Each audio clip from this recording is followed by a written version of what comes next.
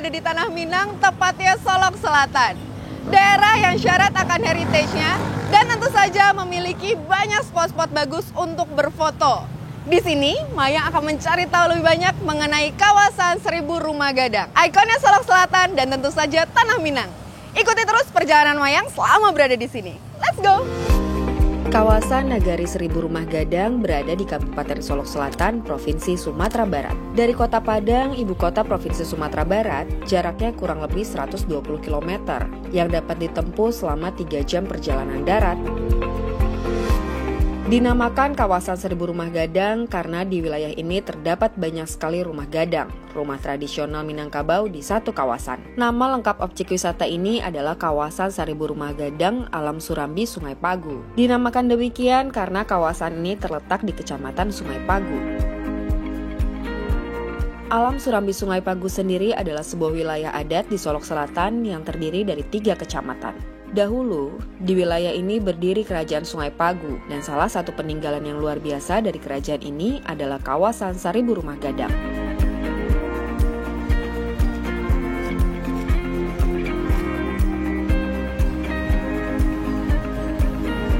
Wah, bagus sekali ya, Pak. Ya, ini adalah Menara Gardu Pandang. Saya Mayang, Pak. Kebetulan saya lagi wisata ke sini, mau melihat kawasan 1000 Rumah Gadang. Kawasan 1000 Rumah Gadang. Kawasan 1000 Rumah Gadang. Betul. Perkenalkan, saya Yori Antar. Saya arsitek yang ditunjuk oleh Kementerian PUPR. Wah, ya senang sekali Pak bisa ketemu Bapak. Memang ini sedang lagi ada pekerjaan revitalisasi dan restorasi di kawasan 1000 Rumah Gadang oleh Kementerian PUPR. Rumah-rumah gadang itu nanti akan dijadikan homestay. Tinggal di rumah-rumah gadang, menikmati kuliner, makan basamo, duduk bajambai begitu ya. Jadi nanti kalau kita kesini kita bisa merasakan sensasi untuk tinggal di rumah gadang. Betul, jadi sensasinya sensasi kelokalan. Kulinernya kuliner setempat. Setempat, jadi merasakan kearifan lokal lah ya betul, Pak. Betul sekali. Oke Pak, kalau gitu kita langsung menuju ke kawasan 1000 Rumah Gadang. Mari.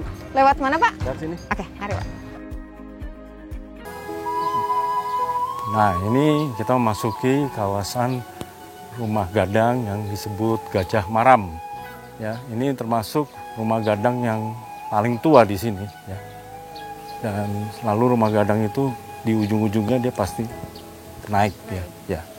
Nah, ini ada beberapa rumah gadang yang lain yang unik. Dan ini ada satu yang khas. Ini ukirannya diberi warna begitu loh. Dan tiap rumah memang beda-beda. Oh, jadi mereka kasih warna sendiri? Ya, mereka berinisiatif sendiri. Jadi ada keterlibatan memang dari masyarakatnya sendiri. Nah, Mayang, ini kita ketemu Mas Jai nih. Halo Mas, saya Mayang. Mas Jai ini juga arsitek dalam tim kami untuk merestorasi dan merevitalisasi kawasan 1000 Rumah Gadang. Nah, nanti Mayang bisa tanya-tanya nih apa yang dikerjakan sama Mas Jai di sini. Wah, aku sih kenalnya Mas Jai ini kan kreator seni, Mas. Iya. Wah, ini kalau misalnya aku lihat rumah gadangnya udah keren, tapi untuk secara seni sendiri, untuk menarik wisatawan juga, Mas. Apa sih yang bisa di-create dari Negeri 1000 Rumah Gadang ini, Mas? Iya, jadi ketika saya diajak Yori untuk ikut di 1000 Rumah Gadang ini, kita tahu bahwa Yori membuat infrastrukturnya dulu, tapi ternyata yang perlu dikembangkan kan juga keseniannya, selain arsitekturnya, selain ruang luarnya juga. Jadi akhirnya kita juga bangun menara pandang, terus juga panggung. Orang pasti ngebayangin, oh udah cuman kayak pelataran panggung gitu, tapi buat saya ini akan jadi tempat berkumpulnya masyarakat di sini untuk berkesenian, untuk bermusik, berolahraga di situ, bisa macam-macam. Karena buat saya lokasi itu memang sehari-hari udah tempat berkumpul masyarakat sini.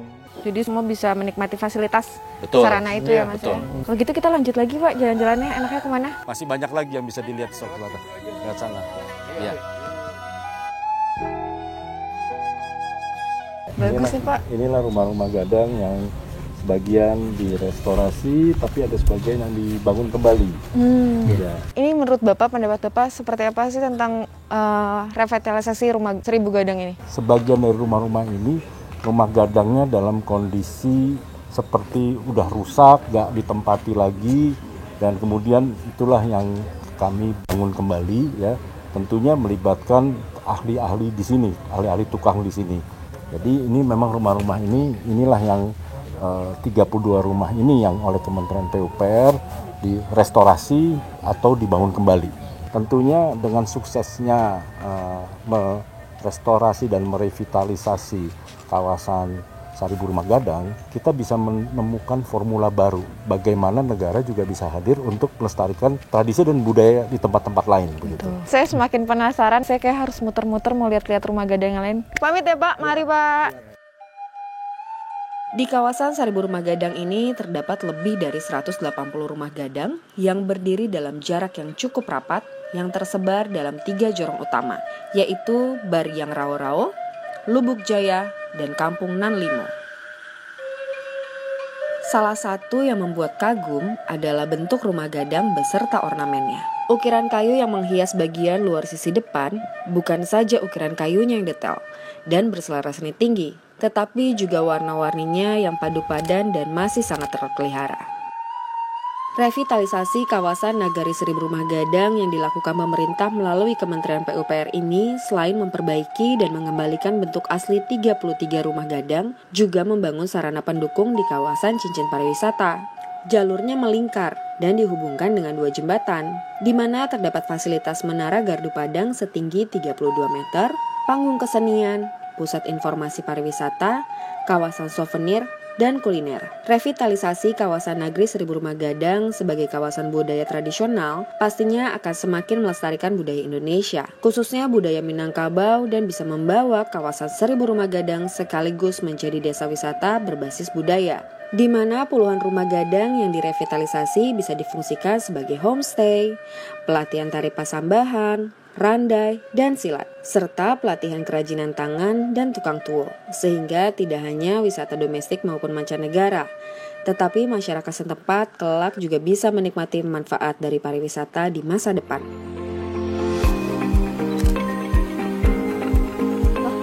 Kamu ayam kan? Lala, Iya. pakai masker dulu, Lala udah lama di sini. Udah dari kemarin di sini. Lagi bikin tugas soal 1000 rumah gadang. Makanya ke sini. Kakak ngapain? Aku juga sama, lagi nulis tentang 1000 rumah gadang. Nah, Lala bantu aja. Bener ya, temenin Iya. aku keliling-keliling di sini sekalian nanya-nanya. Oke. Boleh? Kita ke sana aja. Ke sana. Oke. Yaudah, yuk.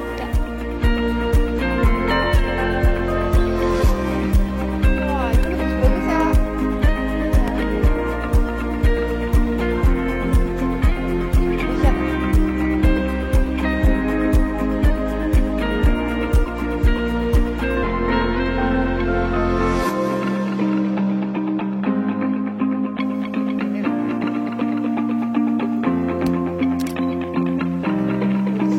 Oh, ini yang tadi Lala bilang ya?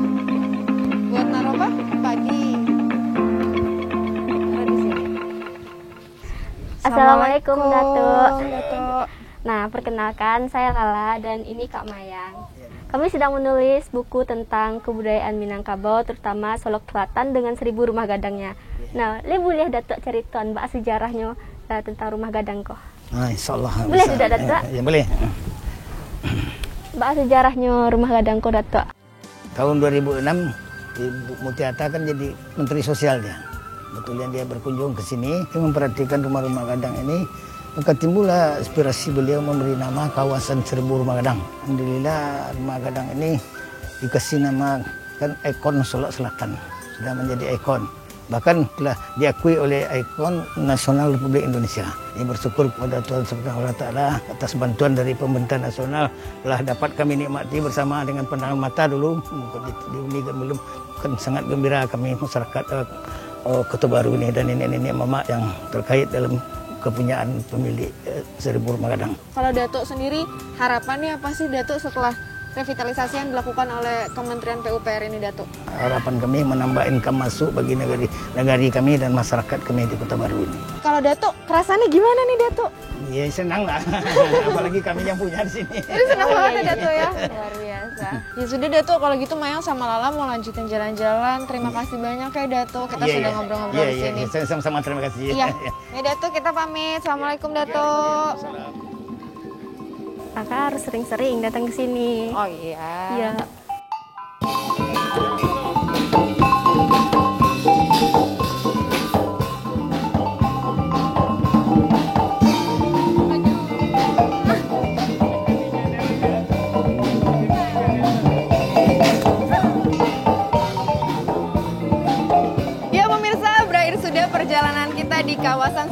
Gadang.